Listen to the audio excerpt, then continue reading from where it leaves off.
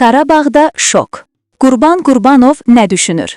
Qarabağın Benfica üzərində qazandığı tarifi qələbədən dərhal sonra komanda Marko Yankoviçin ciddi zədəsi ilə sarsılıb. Portuqaliyada oyunun 77-ci dəqiqəsində zədələnən yarım müdafiəçi ən azı 6 həftə meydanlardan uzaq qalacaq. Baş məşqçi Qurban Qurbanov əvvəlcə narahatlığa əsas olmadığını bildirsə də, təkrar müayinədən sonra vəziyyətin düşündüyündən ciddi olduğu ortaya çıxıb. Marko Yankoviç komandanın mərkəzində əvəzolunmaz rol oynayır. Onun yoxluğunda sistemin pozulması və oyun tempinin düşməsi ehtimalı realdır.